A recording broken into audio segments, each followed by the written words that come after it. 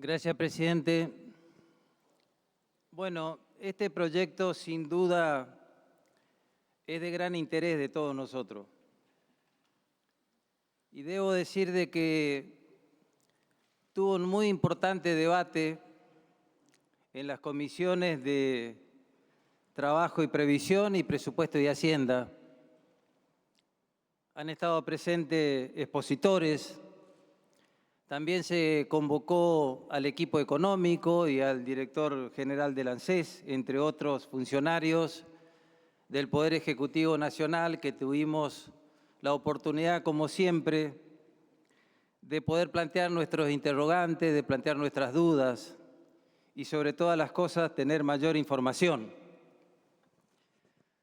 Bueno, el equipo económico ha sido muy concreto y muy claro. Hay cuestiones que le preocupan y fundamentalmente le preocupa el costo fiscal del proyecto. Costo fiscal que está desagregado en un informe que hizo la Oficina de Presupuesto del Congreso y que ante las consultas que yo he hecho en esa comisión, los funcionarios nacionales me han dicho que coinciden con las cifras y con los importes, y además de estar escrito acá taxativamente en el informe, que el trabajo se hizo en forma conjunta entre la Oficina de Presupuesto y los funcionarios del ANSES.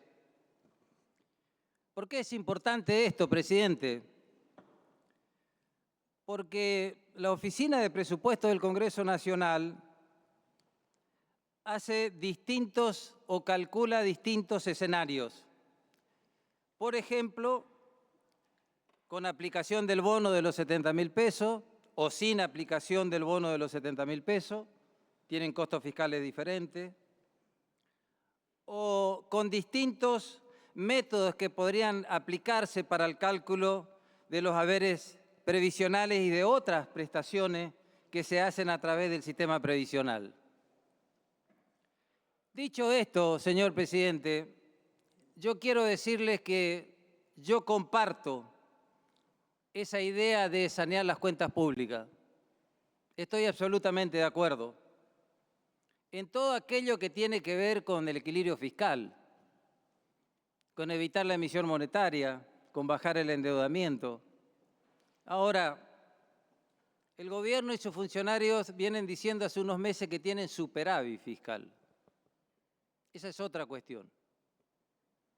Y entonces, a partir de ese superávit, que significa que tienen algún excedente porque tienen más recursos que gastos, yo creo que nosotros tenemos que empezar desde acá, en representación de nuestras provincias, a discutir prioridades. Y encontrar en ese marco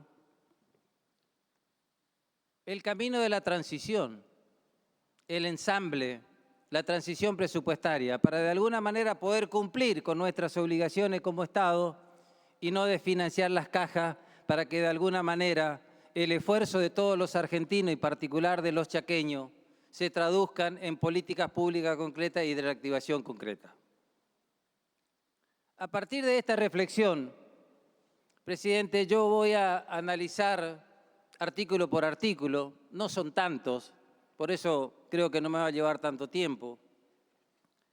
El artículo primero del proyecto de media sanción de diputados establece la movilidad jubilatoria que actualmente está por decreto, pero como nosotros estamos modificando una ley, queremos dejarlo por ley porque en la ley está la actualización con respecto a la movilidad jubilatoria o a través del RIPTE. Nosotros lo queremos hacer por IPC. Y entonces coincidimos con el artículo primero. El artículo segundo establece un esquema de productividad, porque si bien es muy importante darle movilidad a los haberes previsionales, para que tenga recuperación los haberes previsionales que han sido históricamente, no solo en esta gestión, sino también en las gestiones anteriores, las variables de ajuste, para que los haberes previsionales y las prestaciones sociales se recuperen, tienen que tener, además de equiparar el tema de la inflación que se hace en el artículo primero, una posibilidad de llevar una productividad y que se calcule a los haberes. Este artículo tiene un cálculo específico y muy preciso en el documento de la OPC. La OPC utiliza dos métodos, presidente. Utiliza el método de punta a punta, donde hace un ejercicio teniendo en cuenta la variación en el año 2023 del IPC, que creció el 211,4%, y compara el mismo año con el RIPTE, que creció 149,4%. Entonces, ¿yo qué diría? Como todos los meses de marzo se va a hacer ese cálculo hacia atrás, y si el RIPTE le gana al IPC, ese 50% iría a los haberes previsionales. Eso es lo que dice actualmente el artículo 2 de la media sanción. Con este cálculo que hace la OPC, no habría costo presupuestario. Pero también hace un cálculo la OPC para el actual ejercicio económico, que el cálculo se haría en el mes de marzo del 2025. Y hace la comparación entre el IPC y el RIPTE, y hace una proyección, por supuesto, porque todavía no sucedió, y por el método de punta a punta le da un crecimiento del 2,9% en el año, y por el método del promedio anual no tiene impacto fiscal. Entonces se podría decir con certeza y con coincidencia de los datos de la OPC y de los funcionarios de economía, que este artículo tendría recién impacto fiscal en el año 2026, cuando en el marzo del 2026 se calcule la diferencia y se calcule la productividad. Motivo por el cual, presidente, yo creo que hay que hacer un esfuerzo, y a lo mejor no hay que darle el 50% que dice el artículo, pero sí se le puede dar el 25%, y de alguna manera ver cómo se empieza a recuperar la pérdida que tuvo por la inflación el haber previsional a través del esquema de productividad. Yo voy a proponer, presidente, una modificación de este artículo cuando se trate en particular. El artículo 3 establece el criterio del devengado. Aquí lo que se hace de alguna manera es una corrección del 8,1% cuando se hace el cambio de fórmula en aquel cálculo que se hizo en base a la inflación del mes de enero, que era del 20,6 y solo se actualizó el 12,5. Por lo tanto, me parece que esto hay que cargarlo al haber previsional, y me parece que es una acreditación que hay que darle a los jubilados y que se merecen. Por lo tanto, yo voy a acompañar el artículo 3. El artículo 4 es el que establece, y es uno de los de mayor preocupación del equipo económico, porque establece un haber mínimo que tiene que ver con la canasta básica, que aquí se ha explicado claramente, más el 1,9, o sea, el 9%. Y eso sí es cierto, en las proyecciones que se hacen tienen un costo fiscal bastante importante, y entonces me parece que con ese criterio de mantener la caja y los equilibrios fiscales, por lo menos yo opino de esta forma, me parece que sería uno de los artículos que tenemos que dejarlo para más adelante y darle la derecha al equipo económico y al gobierno, y sí darle las otras actualizaciones inmediatamente a los jubilados que lo están necesitando. Finalmente, presidente, está el artículo 5, que habla del tema de la actualización de las remuneraciones, el artículo 6, que habla de la indivisibilidad de los pagos, cosa que también comparto. Después tienen artículos como el 7 y el 8, que habla sobre los informes de la Secretaría de Seguridad Social. También comparto, quiero decir que voy a acompañar el 5, el 6, el 7 y el 8 y el 9. Ahora, quiero hablar como tema final del tema del artículo 10 de disposiciones finales.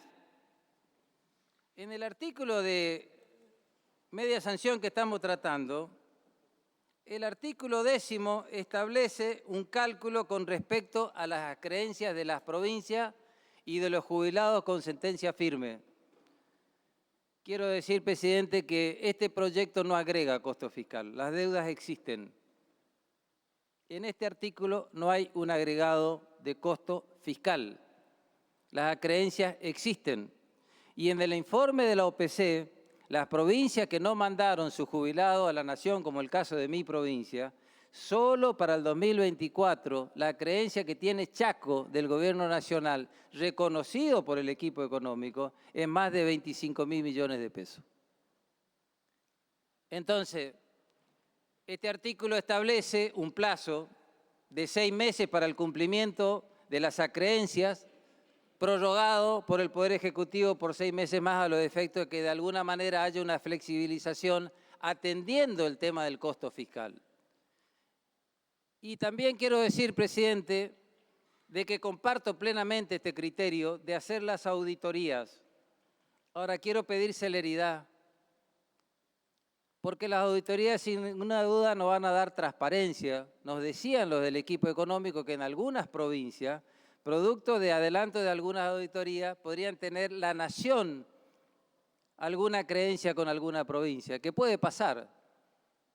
Entonces me parece que la auditoría hay que hacerla lo antes posible. Debo reconocer que el lunes va el equipo del ANSES a mi provincia a hacer la auditoría, pero van a empezar a auditar el año 2016 y el año 2017.